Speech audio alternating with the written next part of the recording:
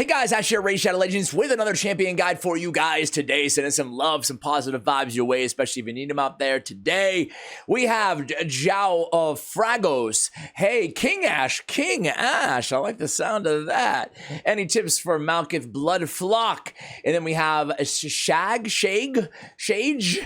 7663 asking day one of asking for Malkith guide. And I haven't seen him for day 2, 3, or beyond. But anyway, those are the two requests. This is actually a very, very cool champion who no one really talks about in the game. Let's take a look at him.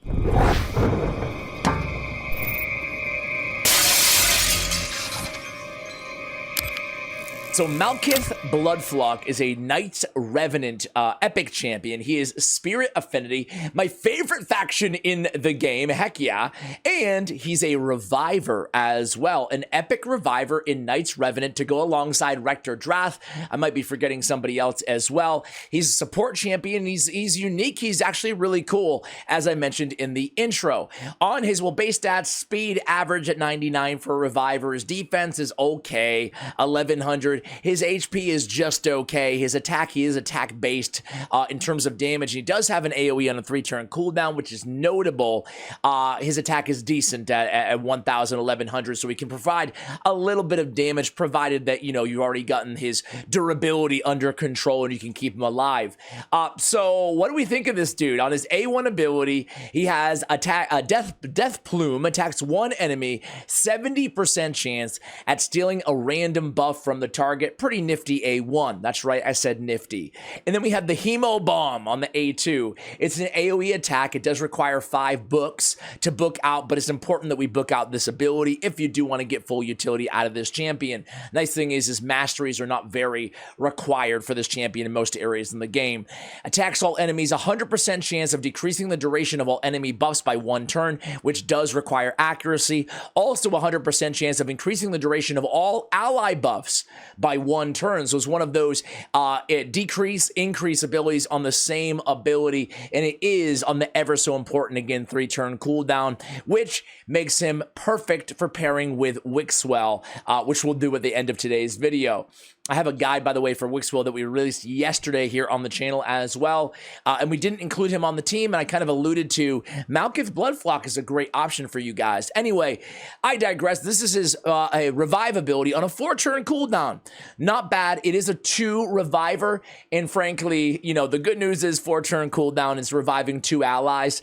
The bad news is it's not the best revive. 30% HP and 30% turn meter are certainly not best in class, but hey, if you can keep him up, you know, it's better than nothing. Also, he has a shield equal to 30% of his max HP, so that's not bad at all. 30% of his HP, obviously you can scale it up pretty decently, so at least we have that nice shield as well. We have accuracy and faction crypts by 50 on this champion, and we didn't even comment on his looks. I love the aesthetic, but again, as I mentioned earlier, and as I probably annoyingly reference every single Knight Revenant guide here on the channel, it's just my favorite faction. I love it. I love the dark cult vibe, the aesthetic here on these champions. I think he looks really, really cool. Hats off to the designers. The Bloodflock, really homage vis-a-vis the feathers here on his back as well. Okay, let's go ahead and get to the build here, guys. He's a pretty versatile champion, right? Obviously, with the buff extension, the debuff duration decrease as well makes him perfect for wave content. It makes him perfect for clan boss as well.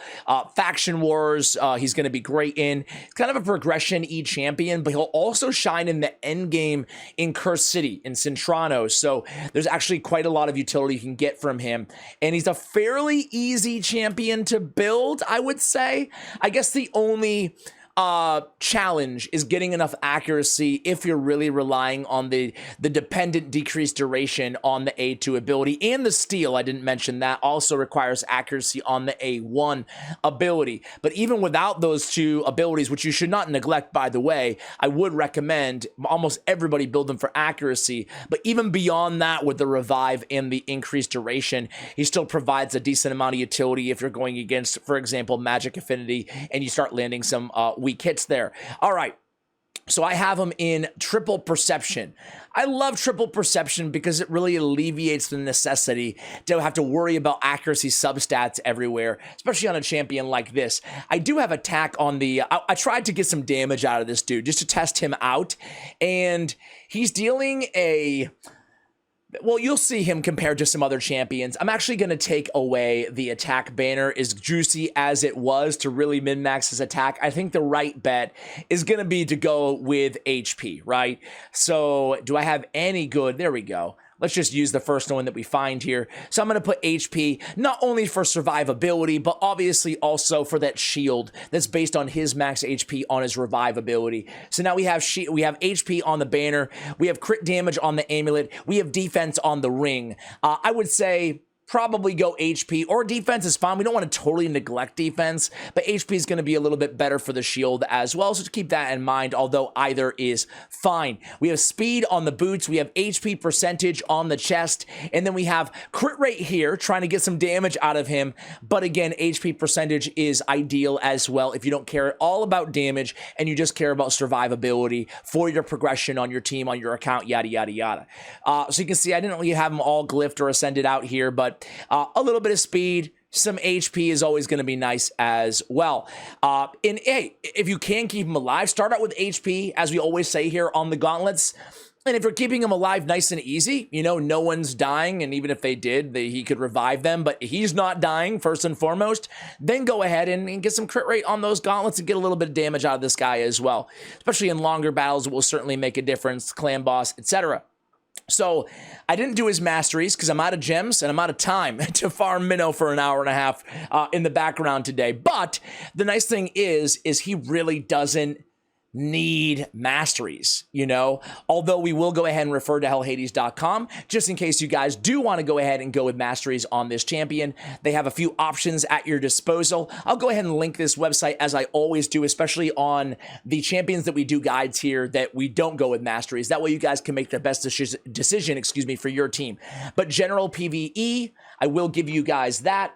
It's pretty basic. Again, we're coming down here with accuracy. We're going to go with Spirit Haste as a tier 5 on the support side, and we're going to go with War Master as a tier 6 on the offense side. I think this is great. There's also Reviver recommendations and Clan Boss recommendations, but you guys can go ahead and check out hellhades.com for those recommendations. First and foremost, the most damage you're going to get out of this guy is probably going to be coming from War Master. So if you want a little bit more damage, go ahead and go with the offensive tree. Reviver, I'm sure they recommend timely intervention as a tier 6 as well. All right. Let's get into blessings on Malkith. What does he have? On the A1 is just a single hitter. I don't really think he's much of a Fire Knight champion per se. You could probably go, he does have the AoE, so cruelty is always going to be an option, especially in longer battles, decreasing the target's defense. I think cruelty is probably the way to go on this champion, honestly, guys. Anything else to even recommend here? You're probably not going to need, certainly not going to need Nature's Wrath nor Neutralize in the newish faction. We have, yeah, I think that's going to be it, guys. I think cruelty is going to be the way to go with this champion. All right, guys, I don't have any blessings, but I do have him +3 empowered. I've been pulling a lot of Malkith Bloodflocks here, so that's pretty cool. His total stats on today's build are going to be 64k, 2,500 on the attack, 3,400 on the defense, 235 on the speed, 101, 144. Again, that's optional, not mandatory. And then the accuracy is going to be 337. Let's go ahead and do a quick run before we jump into the clan boss team alongside Wixwell as well. So Doom Tower, I did notice Doom Tower hard. Secret Room 4 is going to be a great option for this champion. I went ahead and paired him with a Magnar who has defense and Doom Tower battles by 30% on the aura, as well as Malkith as our reviver, Mausoleum Mage for our support and healer, and then we have some DPS with, well, DPS is all Magnar, but some control with Executioner and Ashwalker as well. I could probably use Ashwalker to speed in all battles by 12% because I think we're going to stay alive okay. Hopefully that won't be my famous last words. So let's go ahead and jump into it here. You saw that he opened things up with his A2 ability, so an AoE attack not doing much damage with no debuffs on the enemy team. He was pretty fast compared to the rest of the squad here, so he's not going to be doing much in terms of stealing buffs here, obviously, in this situation. But his damage will be nice. It will add up a little bit. I did take that juicy attack banner off of him, though. But on a squad like this, I'm not sure if we're going to need the revive. But this can be a challenging secret room, just depending on where you are in your accounts. But the utility that you see him here, I'm not sure if we'll need the revive, but even the buff extension is so valuable, and it never will show up in the stat sheet, right? Same thing with the decreased duration on the enemies, right? Just a really robust support champion. Is he an S tier epic that is a no-brainer max out? No, he's not, right? His utility is going to be, again, in Faction Wars, in Progression for you guys, or in Cursed City. Odds are, if you have this dude, and if you're really trying to push Cursed City, I do think you're going to get utility out of him, right? I just built him for this video, so I've only had him built for a couple of days, so I'm not sure, exactly where he can be used in which rotation, but I know for a fact there were some challenging runs that were Knight Revenant epics that I will be able to get utility out of him for. So the nice thing is he's one of those champions we talk about here on the channel that has some early game utility for progression for obvious reasons, especially Faction Wars, right? And then also end game utility, right, in Cursed City. And then in addition to that, in Secret Rooms, in addition to all of that, dungeon progression for the early mid game, and clan boss for any player who has Wixwell, right, as a buff extender. So I actually think there's a lot of utility you can get out of this champion. I'm not sure if we'll lose anybody here, but it is getting kind of boring. So I'll cut at the end or towards the end of this run, and we'll take a look at the stats and take a look at him with Wixwell. All right, so that last wave actually went really fast there, and this is actually notable here. Malkith with no masteries, he got 109,000 damage. And again, I want to stress he's not a damage dealer, but I'm always trying to min-max my teams, right? And with the AoE, kind of like Tagore style, right? Might as well get a little damage out of this champion. Ashwalker put out 191. Now, when I did this run previously, preparing for this video, and I had Malkith in the attack banner, and by the way, in case you missed that attack banner, it was attack main stat, but also had something like 30% attack on a substat around that number, right? He actually dealt 210,000 damage just swapping off that banner. Nothing else really. Actually, we did have the speed aura too, but I don't think that would have a dramatic effect, but there's also some RNG there. But what I'm trying to say here is, with blessings, some damage blessings, with War Master, and with a little bit more attack at the sacrifice of the HP on that banner, he could definitely add some nice support damage and help you clear content a little bit faster when you're trying to min-max your teams. But again, I stress that's going to be a luxury, certainly not a necessity when building this champion. Let's go ahead and show you the clan boss team. As with yesterday's video on Wixwell here on the channel, guys, I'm going to link a full guide to this channel for you guys from my main channel, Ash Raid Shadow Legends, in case you want to deep dive and really, understand all the nuances of the team and what might be going wrong if you're trying to execute this strategy and you can't. Let me go buy some gems so I can show you the team setup. Be right back. All right, guys, so here we go. We can use the extra key here. You can see he's with Wixwell, he's with Hellborn Sprite, who's also a buff extender on her transmuter ability, the A3, increase the duration of all ally buffs by 1 turn. So essentially we have her in a shield set. We have Malkith over there along with Wixwell, who has this ability on the A2 that you guys are probably acquainted with, but it increases the value of all shield buffs on all allies. The value of each shield is increased proportional to the number of buffs which had their duration increased. So we want more buff extenders alongside Wixwell on the team. Ideally, we want 3 of them total, right?